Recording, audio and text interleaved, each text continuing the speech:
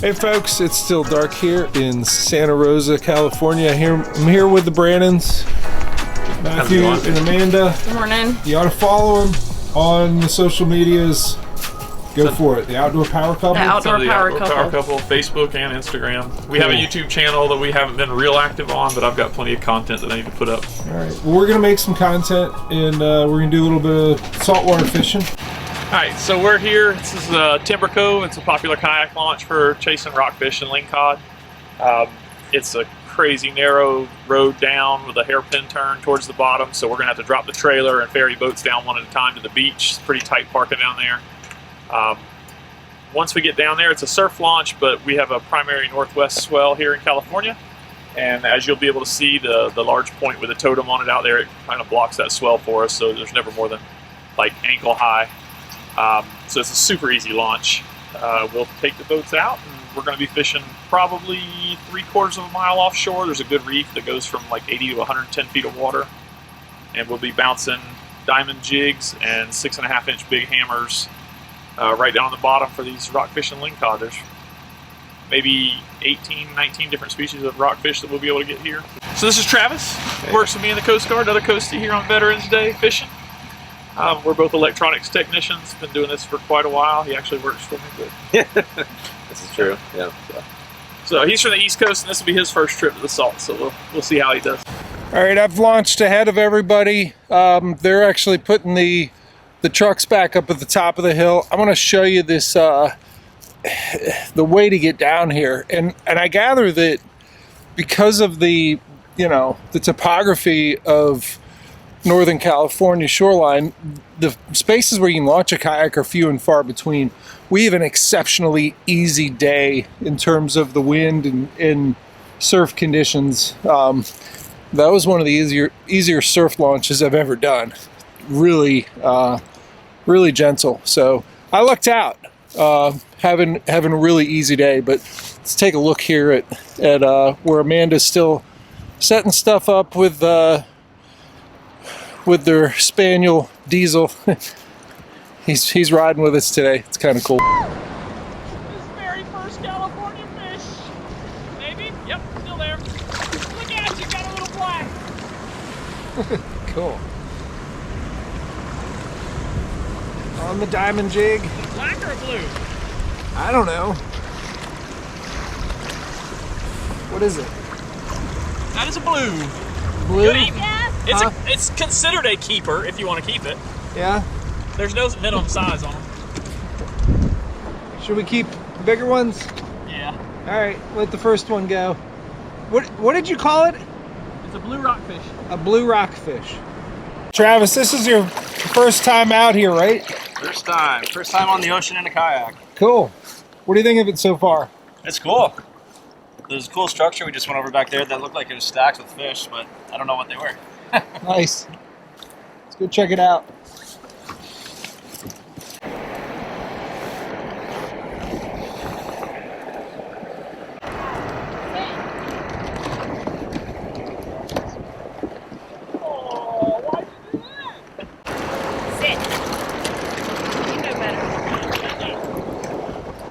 We're gonna go out and find some reefs. I got a reef out here that's in that 80 to 110 range. Oh, wow. And it usually stacks up. So like in here, you'll see stuff on the depth finder, but out there, I mean, you're talking like traditional spaghetti, like offshore fishing, just like for bass. Okay.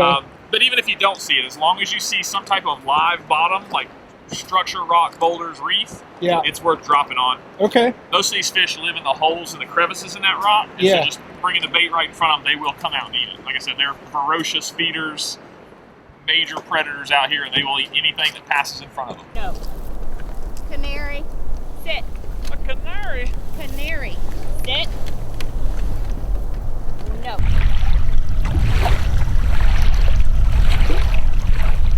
What you got? Rockfish. Cool. Because we come out to the salt to fill our freezer with rockfish.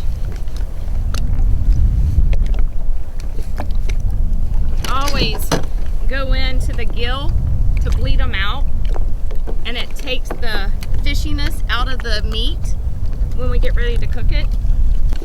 And then you said it's which species? I think you said what? Copper? Copper.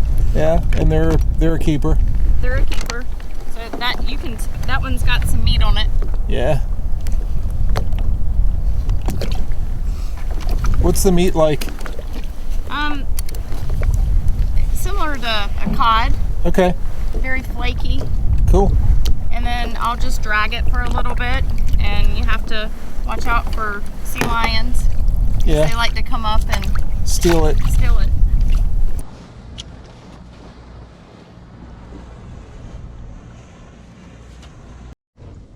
I think I may have a good one.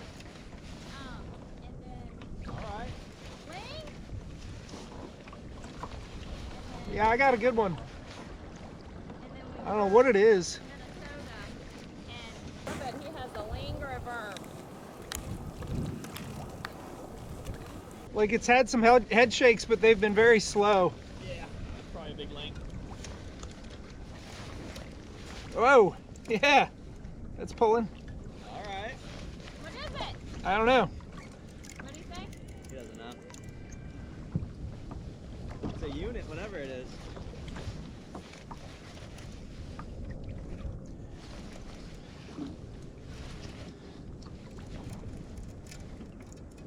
That was a good run trying to go all the way back down. Yep. I bet he has a ling or a worm. It's a good fish.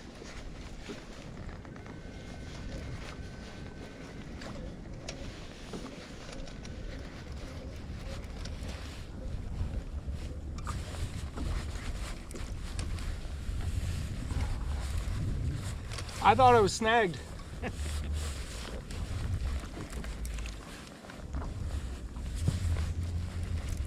Man, that's a long way to bring him back up.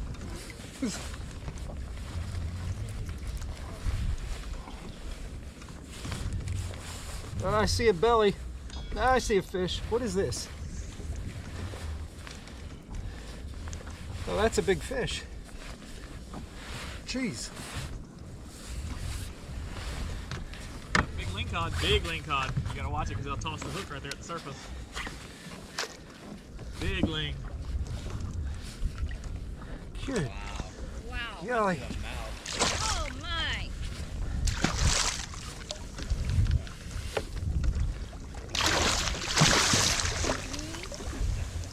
shoo. Help that? I've never caught one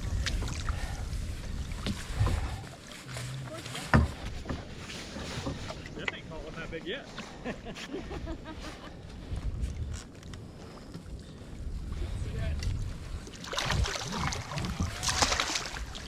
That's a beast of a ling. Yeah. Is it? Yeah. Really good one, huh? Wow. Saved by the yak attack landing net. Yeah. Oh, wow. That's a heavy. Whoa. Ah. All right, stop. There's a whole lot of twisting. Man, the teeth on that thing are freaking nasty. This is a cool animal. Whew. That was fun. All right. So you So- were with me when I caught my largest redfish, Yeah, and now you're with me with the first and biggest Lingcod. All right, we got him on the board. Looks like he's 35 3/4, not quite 36-inch Lingcod, and isn't he beautiful? So, Amanda, you just taught me how to bleed them out. I'm gonna try and do the same thing. Yep, And this will be a good eater. for sure. Yeah. All right. I was snagged up and had to break off, but as soon as I snagged up, Travis starts yelling, "I got one! I got a good one!" So I'm coming over there now. I had to break off that diamond jig. It's frustrating. I can see he's got a pretty good. I think he said it might be a Lingcod. We're gonna see it here in a second.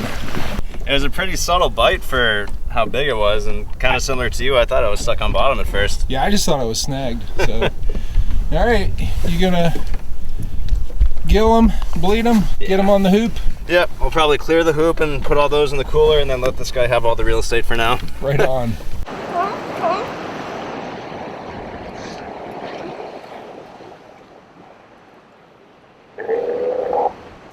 So I'm currently running the Torqeedo 1103 on my Hobie Pro Angler 14. The 1103 is a 3-horse electric outboard, 105-pound thrust, operates off of a proprietary lithium battery that has a built-in GPS, helps you calculate your range based on speed, so it gives you real-time range to go as far as until your battery's dead. Which helps me in the tournament circuit as well as out here. I mean, I can tell you I'm at 67% battery right now. We've been running all over today, and I know that I still have enough juice to get back to the launch at the end of the day. It tops out on this boat with all my gear in here. I get about 6.2 mile an hour, I think is about the best I can do on flat water. It is sensitive to trim, so it takes some getting used to of where you need to position weight in the boat to get the optimum speed, and also the angle that you mount the motor out. I have mine on the second hole up from the bottom, so it looks like it's kicked back when the boat's sitting flat, but what that does, it helps the motor be completely flat at running speed, so the bow will actually raise up, and it helps me to get extra speed by having it trimmed just right. So, but it has been phenomenal this year, and has definitely helped me on the tournament circuit with being the first to the hole and being able to fish all day long and run and bank. It has been an absolute blessing. What kind you got? Cabezon. Cabezon. Here, turn him my way. Oh, he's pretty. Ain't he pretty? They good to eat? Yeah, he's too small to keep though. All right. So we're gonna lay him back. Okay. Diesel seems concerned with that idea. You didn't give him a kiss. No.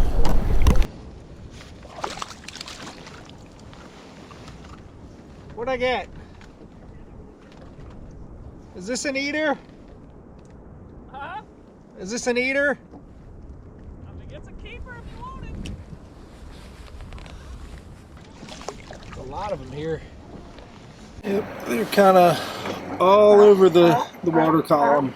So I'll reel it halfway up and let it free fall halfway back down. This has not pulled drag yet, but is not coming up real easy either. Oh, he pulled a little drag there. I don't know what that is. I guess that's a Lingcod. Not as big as the other one, but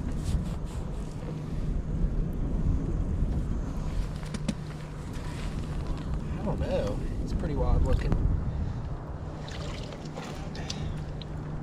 What is this thing?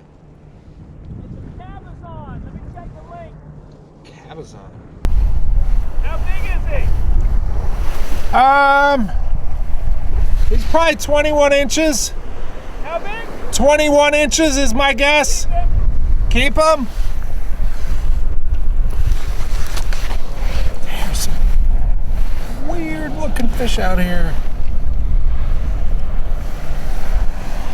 Cabezon. But he went back into a hole. So he had you snagged up?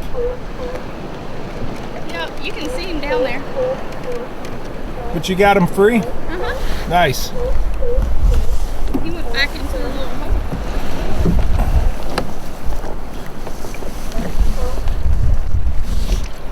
Oh, you got a good one. Nice.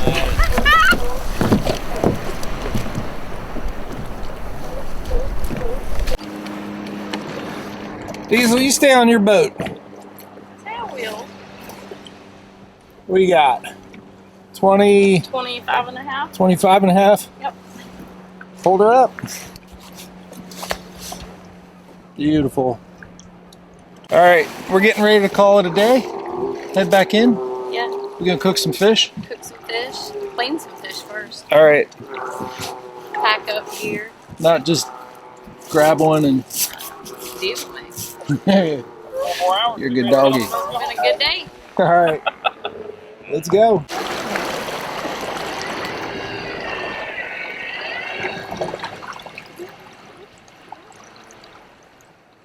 Let's see the haul. Here we are. It's a lot. I was hoping that my Lingcod was going to be somewhat close to yours, but I'm pretty sure yours is way bigger. Well, it is a big one. Yeah, it's not bad. I'll take it. The head on yours looks massive. Yeah, it was. That's a whole lot of fish. Right? It's a heck of a fishery out there.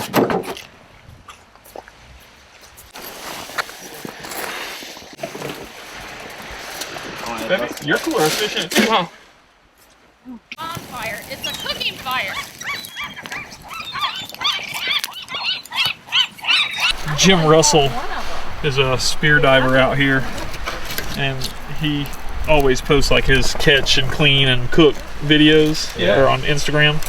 And he posted a blue ling one time where the meat was really vibrant blue, and it went viral, and everybody was talking about it being like a Fukushima fish, and it's like, no. So we've got some new potatoes that we prepped last night for the trip today. It has olive oil and lemon juice, a little bit of garlic and Greek seasoning, broccoli, and then some fresh fish fillets from today that we're gonna cook over the fire. All right, there's dinner. Broccoli. What'd you say, new potatoes? And the big fish I caught. Lingcod. Good deal. All right, we are back at the Brannon's house, and we had a good several days. I know we just saw the saltwater day, but we also had, what do we do? A day on Spring We had Spring Lake. We had Berryessa. And Berryessa. And then today we went to the California Delta chasing Got some striped bass. It's a lot of diversity, a lot of good fishing opportunities here in do you consider it central or north? This is northern. Northern California. We're up on the North Bay. We got you and I trolled up some rainbow trout in Berryessa. Yeah. That was cool. And you got one. I got one of the tail spinner. The tail spin. Striper today. And then what other species did we get? We got a little bit of everything. We had Crappie. We had shellcracker or green sunfish. Yeah, I got one big one. It was like 11-ish inches. We had smallmouth, largemouth, spotted bass, and you had a mean mouth. Yeah. What else did we get? Anything else? The salt. Oh, on the salt we had. Salt was so many different species. It was crazy. The rockfish. You never know what was coming Lingcod, up. Cabezon. Like crazy colors too. Yep. Yeah, we had blue rockfish, black rockfish. Cabezon. Yep. It We was had the cool. cabezon. Lingcod. Lingcod. One blue ling. Yep. Yep. We had copper rockfish, Chinas. A little bit of everything. Yeah. But you mostly like the bass fishing. I do. That is your preference. That and duck hunting. Just because I'm a tournament junkie, and that's what most of the tournaments are is bass tournaments. So Right. That is definitely my passion, other than duck hunting, is tournament fishing. Tell me about the season you had. You just got Angler of the Year. Yeah, for American bass, I got Angler of the Year. I took, at the Tournament of Champions, I took second place behind Damien Thau. But for this year, I fished about 16 tournaments. I had only one finish was outside of the top 10. That was I had a bad finish down at San Vicente. That was my first time fishing down there, and that's a clear water finesse fishery, which is just not my game. And I did struggle on the last day. I only put up 4 fish. So In that series, are they all based on the five top? So what's your best total for the year? Let's see. Well, I had a couple 96, 97 inches for a single day. Most of the events were 2 or 3 day, but probably 97 inches was my best for this year. Nice. So not terrible. It wasn't great by Northern California standards of what I'm used to, which would be 100-inch minimum, but the fishery's changed a lot in the past couple of years. We're not getting the numbers of big fish that we used to. So, I mean, I was happy. That was a great year. I cashed quite a few checks and brought home some hardware and some trophies. So Cool. it was a very good year for me. I hope you kayak. Yeah, I won a Hobie kayak, a Hobie PA-14 for Angler of the Year. Nice. So it was not a bad year at all. Very cool. Well, I appreciate you guys taking. How long have I been here? A week. A week. Yeah. Yep. It's been a good week. So It was I fun. enjoyed it. We had a good time. A lot of fun. And I have a little going away present we'll do off camera. Really? Oh yeah, Cool. absolutely. All right. Well, thank you very much, and just put your socials up there again. The Outdoor Power Couple. On Instagram, the Outdoor Power Couple, and Facebook, the Outdoor Power Couple. Cool. Yep. Follow them. See you guys. See ya. Thanks.